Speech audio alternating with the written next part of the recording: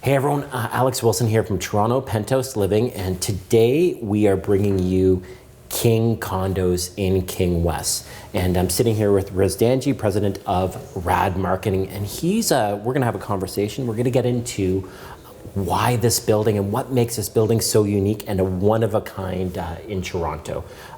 So Riz, why don't you give us some background on first off, let's talk about the developer, because I know you've done a lot of work with Westbank, who built this building.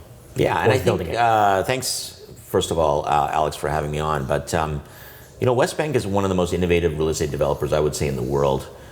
They focus on four major markets, one being Vancouver, where they've done some incredible pieces of architecture, Seattle as a second, Japan, and lastly, Toronto.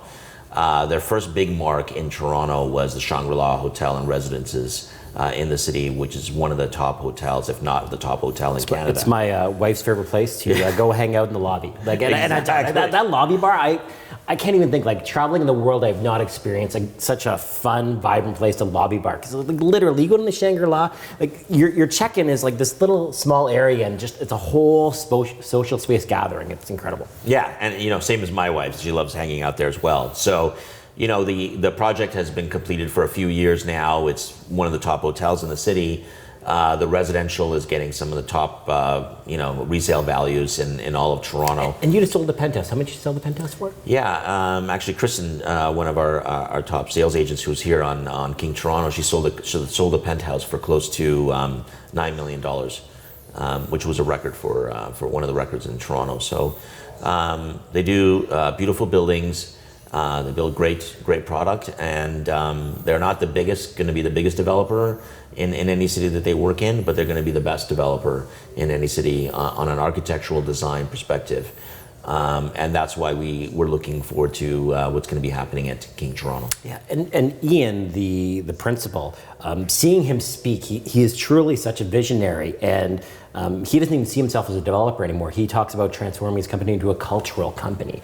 I was blown away by when he was talking about the chandelier that they're doing in Vancouver, part of their development there, and how it's a massive art installation, which he spends so much time focusing on and just bringing both the building and the community in something different. It's truly remarkable. I've never heard anyone speak like that before. Yeah, I think what Ian is different from any other developer is it's similar to a Steve Jobs, where their vision was to make your world better, with the iPhone and that. And his vision is to make the world better through architecture and design. And he's turned himself into like you said, a cultural company where art is an integral component of all the developments. And architecture and design is hugely important. And what you're seeing is that in Vancouver, one of the projects that he did with Bjarke Ingels, who's the architect we'll be talking about for King, when they first did the project in 2014, they designed a Vancouver house. It was selling at $1,400 a foot, and people were like, "Oh my God, that's incredible!" Because the neighborhood was selling for $800 a foot. Well, the building is almost completed. It's one of the most Instagrammed buildings in the world today. It got 2 World Architectural Awards in Singapore. Everyone in the world is actually talking about this piece of architecture, and now it's trading at 3,000 plus a foot. So it goes to show that great architecture, great design leads to great value in the future, because it's really a unique commodity that's very few of them that'll be in a city, and that's what Ian wants to be able to do at Westbank. Yeah, and speaking, you've brought up the architect, and the part of it, what makes this building famous, and the person that developed the Vancouver house as well. Why don't you start speaking about the architect in this building? So Bjarke Ingels is a 43-year-old architect, rated as one of the 100 most influential people by Time magazine. He has this passion for sustainability and unique design that really has set him apart from architects around the world. And so when he started his practice approximately 10 or 12 years ago, he's now one of the leading architects in the world, doing number 2 World Trade Center in New York. He's doing Google's headquarters in California. He's doing Google's headquarters in London. He's done some incredible pieces of architecture around the world that we can talk for hours about. He's now been recognized, at the Serpentine Pavilion in London They have this every 2 years. They do ask a world-class architect to do an installation, and so he's done this installation called the Serpentine, and we actually have it here in Toronto. They dismantled it from London. It was one of the most visited exhibitions in the world. Over 3 million people saw it in Hyde Park, and Toronto has the opportunity to see it for the next few weeks. And so what he's done is he's looked at this piece of this land that's on King Street, that's owned by Allied and now partner with Westbank, and looked at 600 feet of frontage on King, which is next to impossible to get. Allied took over 10 years to actually accumulate this land, and said, what do we do here to create something that's a monument for Toronto, and something that sets it apart from everything else? So he looked at Habitat 67, which is a Moshe Safdie building that was done in Montreal, and combined it with Maison de Verre, which is a glass block building in France, and come up with this sort of mountain range in the heart of downtown Toronto. It's unlike any other piece of architecture that you've seen before, that's made of glass block, and it's got this pixelated form all the way throughout, with a central courtyard that's sort of a gathering space for people to be able to be with art and entertainment. And suspended above the buildings, or in between the buildings, is this artwork that he's working on that's going to be like a feature point as well for the architecture. But he's maintained the heritage buildings that go around King Street, so the building actually suspends over these heritage buildings. And he's created close to 200,000 square feet of retail that Westbank and Allied will own personally, and create some of that unique retail that you see in Yorkville, and bringing that luxury down here, combined with amazing restaurants and other unique spaces. So we think that this is going to be another Instagrammed building from around the world when it's completed here in Toronto. For sure. And so many points that you brought up and I want to touch on. But first, we'll talk about the retail component. I think it's very important that the luxury retail that's being attached to this very unique and special building, it's really going to continue the transformation to King Street, being a Yorkville South, a very luxury destination spot that people want to live in and hang out, and that's going to bring that with your high-end retail here. Now, in regards to the building wise, and Riz and I off air, let's call it, we're chatting, and he hit the nail on the head. You refer to this as a trophy building. Correct. And the reason it's a trophy building is the architect that's associated with it, and the amount of work the architect has put into this building. This isn't a building where a name is slapped on the building. This is a brand, and the architect is not just involved on the exterior of the building, but also the interior of the building. And why don't we go into a little bit of that and just talk about how much care to details in the interior, every little piece is thought of. Yeah, and I think Westbank started this off a number of years at Vancouver House back in 2014, where they call this a total work of art. And the total work of art means that the exterior and the interior have to mimic the same level of quality and luxury and uniqueness. And so when most developers, what they do is they hire an architect, and they'll hire a separate interior designer, and then they'll hire a kitchen company, and so on and so forth, and all of them will go out and spec it for a regular building. What Bjarke has done here is he's not only designed the outside, but he's designed all of the interior. So the flooring that you will see is custom designed by him. The kitchens were designed with him and BB Italia in Milan. The faucets were designed by him and Kohler. The lighting was designed by him and Artemidi in Milan. So, you know, every piece of design that's on the inside of the suite is a reflection of what the exterior is, and all both have this total piece of art where they both work together.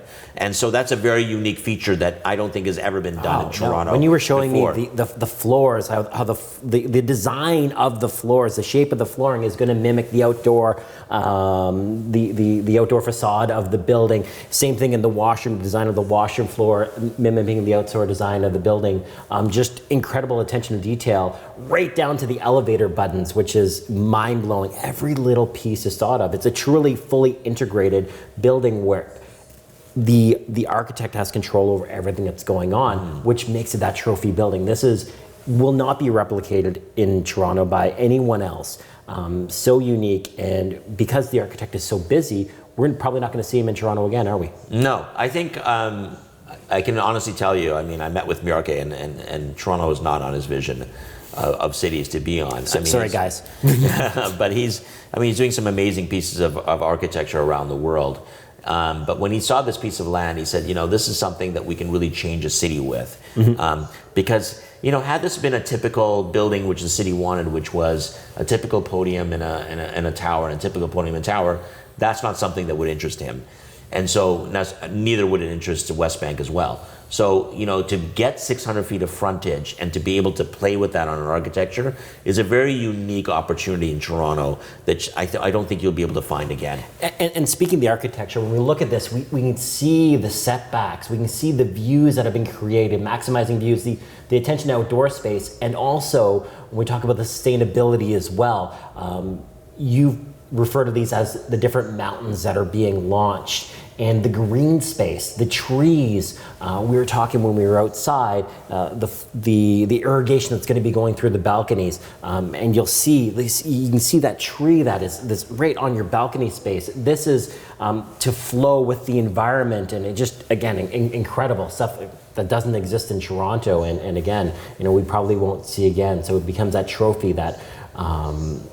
That piece that's in someone's portfolio, and you were saying there are specific individuals that have bought in this building that only buy in Bjorke buildings. Mm-hmm. It's quite incredible the following that this individual has, and guys, and this is the brochure. This is the brochure for this development. It's absolutely. The details is incredible. So if you're someone that's looking for a space that's different, that's not your cookie cutter condo, that has attention to detail that no one else will have, I really think this could be the building for you. Absolutely. Why don't we talk about a little bit about the neighborhood? What do you think of King West? I think King West is on a huge renaissance, and I'll tell you what's happening. 15 to 20 years ago, everything was happening in the Yorkville area. All the luxury hotels were there, all the luxury restaurants and the boutiques and everything was there. About 6 to 7 years ago, we started seeing a transformation, and that's when Cadillac Fairview did a deal with HSBC, who owned Saks Fifth Avenue, to take Saks Fifth Avenue that was going to be at the Bay and Bloor location of the Bay store and move them down to Queen Street. Yes. Okay? Yep. That was a huge transformation because luxury retail has always gone to Yorkville. Yep. Once that transformation happened, then you saw Nordstrom move to the Eaton Center. Okay? And so now you're seeing... Yeah, you have Nordstrom's Rack at Yonge and Bloor, and you got the actual Nordstrom on Queen Street, yeah. right? Mm-hmm. So that was never a possibility 10 years ago. Everyone would move to Yorkville. And then you're starting to see these luxury hotels. So you see the former Trump Hotel now being the St. Regis now that's in the entertainment district.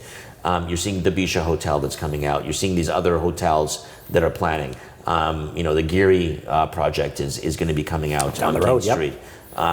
And all these top restaurants are now coming down to like the King Street, to the entertainment district around this neighborhood. I mean, if you, and Alex, you know King Street better than I do. Yep. 5-10 years ago when I was working on King Street, selling King Street, you didn't see these top restaurants in here. So this whole transformation of restaurants coming here.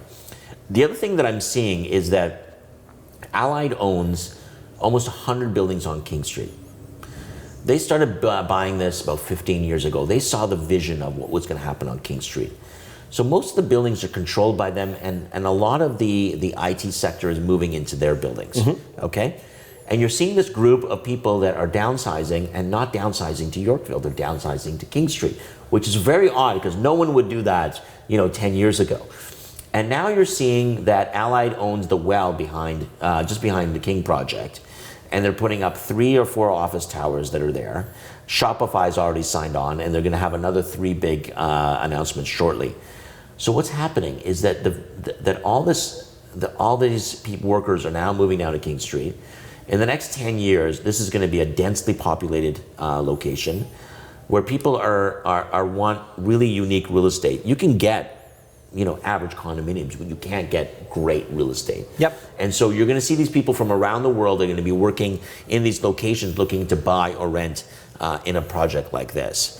And I see this transformation only getting better now that the Ace Hotel is going to be coming. Yeah, very excited about up here. I mean, we would never have thought about that on King Street, but I think in the next 10 years, King is going to be that new draw for when people want to shop, they want to be entertained, they want to have great architecture.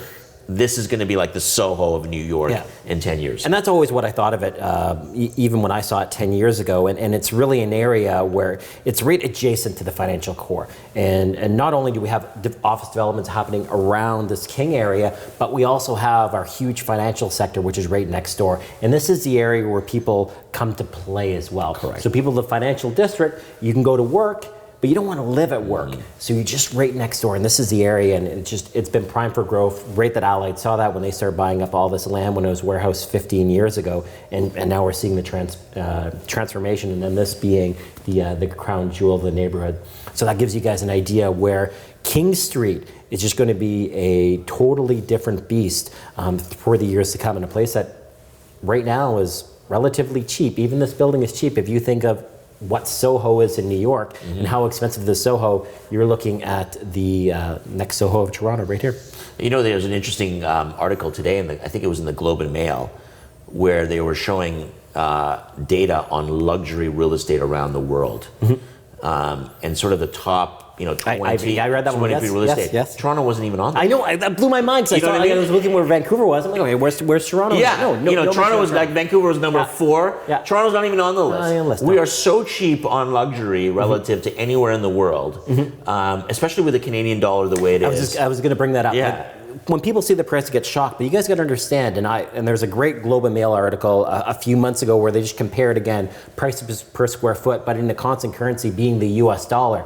On the world scale, and I know, Riz, you travel the world and you know prices all over. We are so cheap, so cheap compared to other world-class cities, and Canada being a city that people do want to live in from around the world. Just the only issue is a little cold here. That's it. Yeah. But I think it's only going to get better with more people that are coming in, especially the jobs.